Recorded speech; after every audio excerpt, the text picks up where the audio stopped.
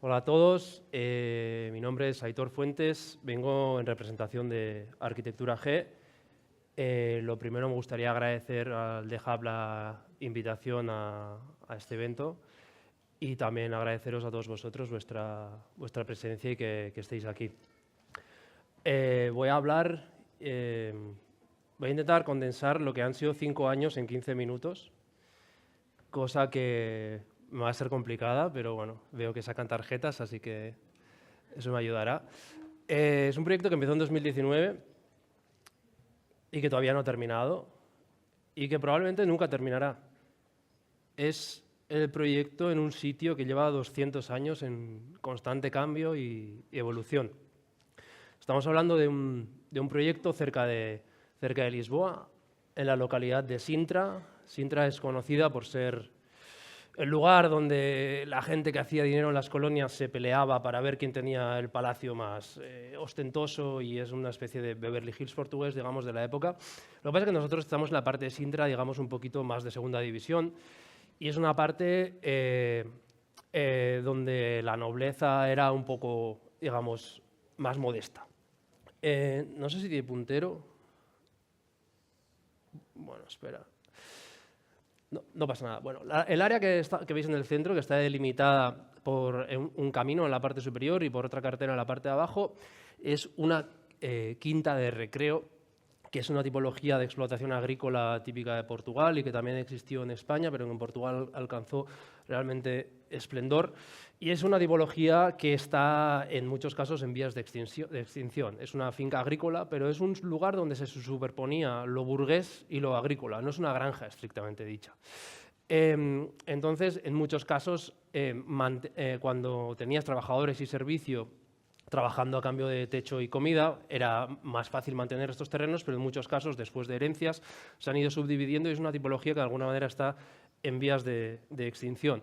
Es un lugar que es un mundo en sí mismo, es un mundo totalmente autosuficiente, que tiene bosques para leña, para calentarse en invierno, para recoger frutos secos, que tiene ganado, que tiene viñas, que tiene alcornoques de los cuales saca el corcho para hacer los corchos de las botellas de vino que se producen, que tiene zonas de pinos, que tiene palomares, tiene lugares que no sabíamos lo que eran y que tras una limpieza detrás de estos matorrales apareció un molino que tenía un ingenio que con el viento sacaba agua de un pozo y que distribuía a lo largo de un canal. Fuimos, básicamente cuando llegamos había estado en un estado de abandono durante unos 25 años y la naturaleza obviamente había reclamado su territorio y había conquistado lo que era suyo, así que prácticamente como una especie de Indiana Jones, entre los matorrales iban apareciendo piezas de arquitectura diseminadas por esta parcela. Entonces, en este lugar donde convivían el cultivo de los cereales, de los frutales y la explotación ganadera, también había una edificación burguesa,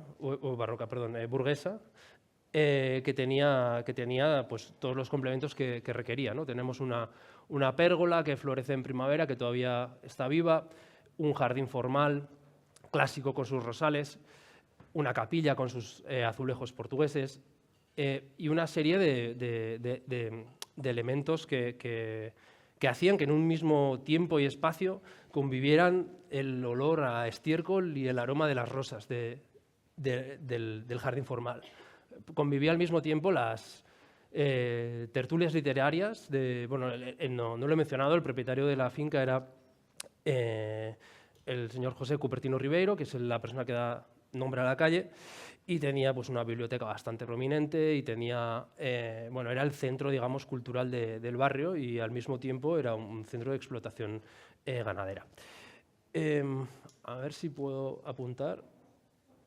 Bueno, no me veo capaz. Entonces, básicamente lo que veis aquí, esto es el plano de la quinta, ¿sí? Y tenemos un eje norte-sur, más o menos, y un eje este-oeste, y después una serie de piezas diseminadas, que son estos elementos arquitectónicos que fuimos descubriendo y sobre los que hemos ido trabajando durante estos últimos 5 años. Entonces, aquí se acumulan los estratos de esta finca. Ahí, digamos, la viña está registrada desde 1720, digamos que antes de que Napoleón se supiera atar los zapatos ya se hacía vino aquí.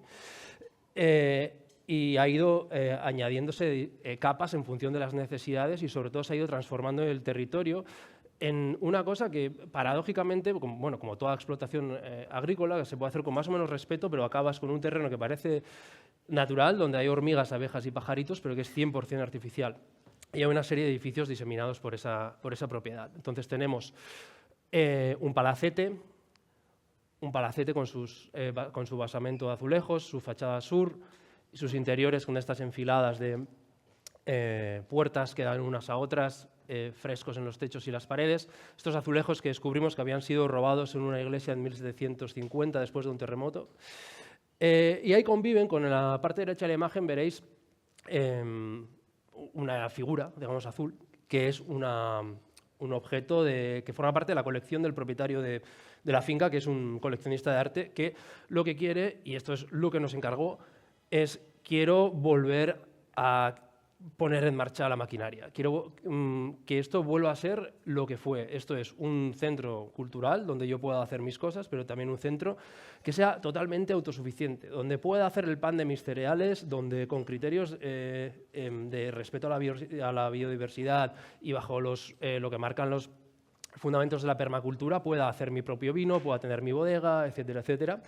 Y eso requería intervenir en muchos niveles y durante un periodo de tiempo muy largo. Entonces, esta casa ahora mismo se está utilizando como almacén. Lo que vemos aquí en esta imagen es una pena no poder apuntar, pero bueno, el eje norte-sur y el eje este-oeste son dos valles que recogen agua. Entre los rastrojos empezaron a aparecer pozos, minas, circuitos, maneras de extraer agua del subsuelo de mil formas diferentes. Y estas dos esquinas, digamos, que convergen aquí, en lo que son las dos edificaciones principales y justo donde esas líneas de agua que se utilizaban para riego, donde convergen al lado de la casa principal, forman la lavandería y después el exceso de agua va al río, que delimita la parte izquierda de la finca. En la parte norte-sur, en el margen oeste de la finca, que es una zona plana, es donde es el cultivo de cereal, y después el eje este-oeste delimita una parte que mira a sur, que es la parte superior, que es donde hay viñas y frutales, y en la otra parte de abajo hay bosque. Entonces, ahora os enseñaré una serie de estructuras.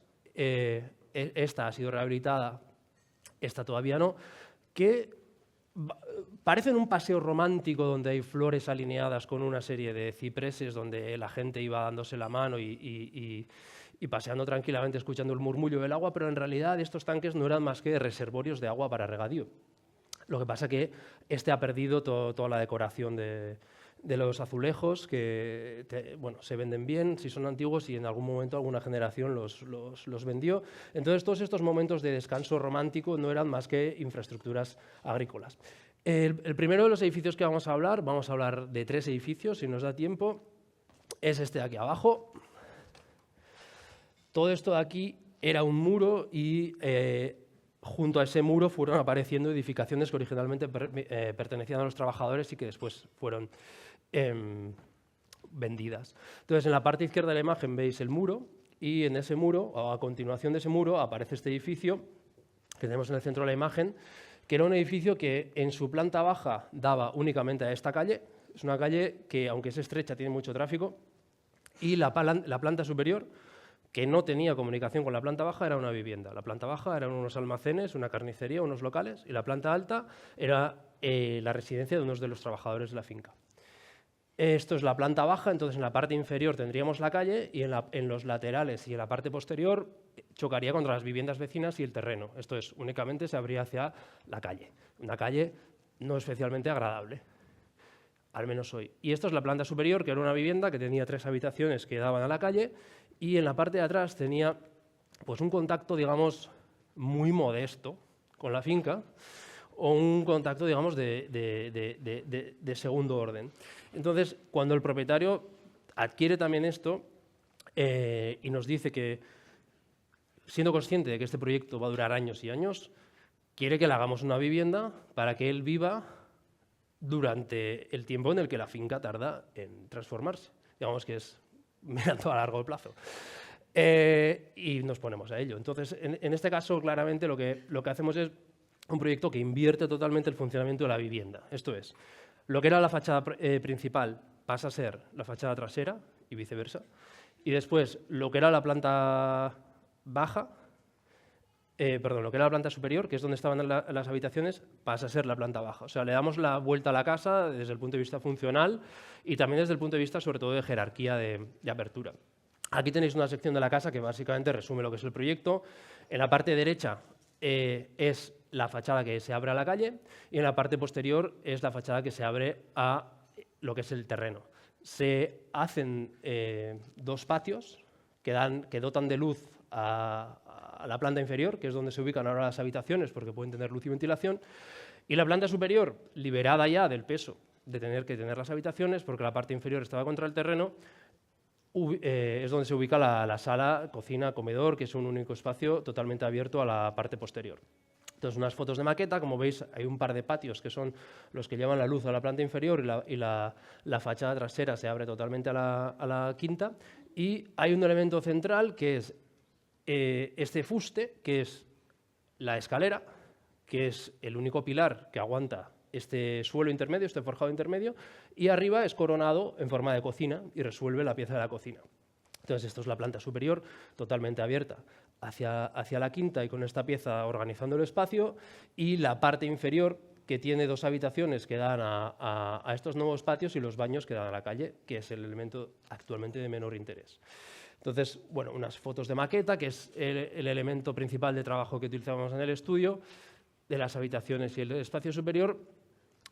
Esto es cuando empezó la obra, digamos, aquí vemos cuál es la parte que se mantiene. La cubierta después fue reconstruida utilizando también estructura de madera y las mismas tejas de la casa anterior.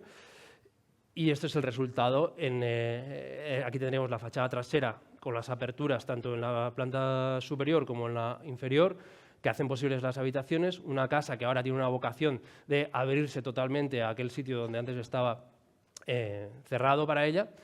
Aquí tenemos la relación de las habitaciones con el terreno, el fuste central y esta coronación de este pilar / escalera que termina en cocina. Por lo tanto, pasamos de ser, digamos, lo que era la cara, ahora es la espalda y a través de ella se ve la quinta. El segundo proyecto está, lo voy a señalar ahora en esta, el segundo proyecto está aquí. Este de aquí. Es lo que era era un sitio donde guardaban las vacas, era almacenaje y también donde guardaban los caballos. Era una edificación que estaba, esta es la parte que mejor conservada estaba, pero bueno, en gran parte estaba colapsada, era imposible conservar, lo que era el mortero de cal había sido totalmente destruido, no tenía en pie, entonces se tuvo que derribar y hacer una obra nueva. Esa obra tenía que mantener el mismo tamaño en planta, o sea, digamos que el contorno tenía que ser el mismo o menos, tenía que tener una cubierta a 2 aguas de teja y bueno, básicamente tenía que responder un poco al lenguaje formal de esta constelación de arquitecturas que pueblan la finca. Entonces, este edificio se demuele y se plantea un edificio que, para este edificio el propietario nos había pedido, quiero en la planta superior una vivienda para los trabajadores y en la planta inferior un garaje para todos los coches de la gente que acceda a la finca. Por lo tanto, es una casa que en realidad son 2 proyectos apilados, un garaje y una casa. Y el garaje es de alguien que no habita esa casa. Entonces, son 2 proyectos que son 2 cosas, digamos, apiladas, que no tienen nada que ver. Bueno, de alguna manera esta imagen del dios Jano, ¿no? El dios de las puertas, que mira hacia adentro y hacia afuera al mismo tiempo, pero que también en el tiempo mira hacia el futuro y al pasado, nos parecía relevante para este proyecto, que no deja de ser una cosa muy sencilla de explicar. En la parte baja, contra el terreno, hay un garaje y en la parte superior una vivienda. Se separa un poco de la edificación vecina para tener un poco de hueco.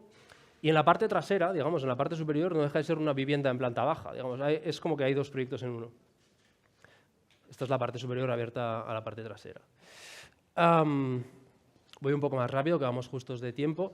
Esta es una imagen del edificio hecho. Digamos que aquí es un gran portón que abre a la parte de abajo y la parte superior totalmente abierta a la quinta orientada a sur.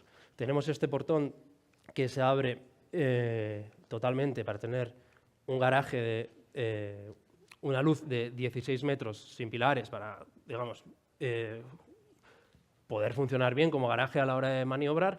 Y esto es posible gracias a que la fachada, la parte superior que veis aquí, actúa como una gran viga que es estabilizada por los dos testeros, y después la chimenea, que de alguna manera dialoga con el lenguaje formal del resto de la quinta, no pasa de ser, o sea, es simplemente un pilar más que recoge los elementos estructurales de la cubierta. Entonces tenemos aquí es un proyecto que es, digamos, pura estructura, que lo que es lo que se ve, y las particiones responden simplemente a unas necesidades formales muy sencillas de vivienda. Y el último, que ya me han sacado la tarjeta roja, va muy rápido. El edificio que veis a la derecha es la antigua bodega, prensa de aceite y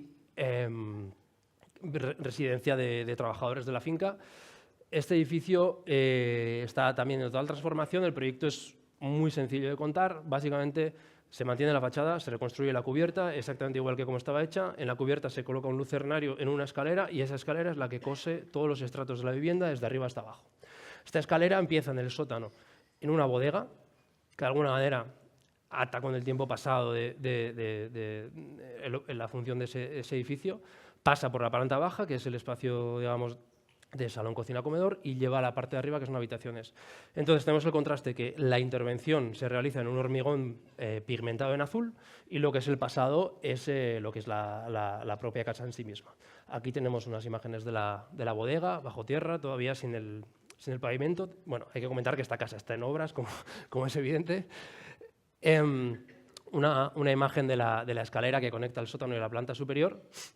Este contraste entre, digamos, estos estratos del tiempo, las intervenciones entre lo antiguo y lo nuevo, y una imagen de la planta superior con la llegada de la escalera, que es básicamente lo que conecta todos los elementos nuevos. Esto sería todo. Muchas gracias y disculpas por la extensión.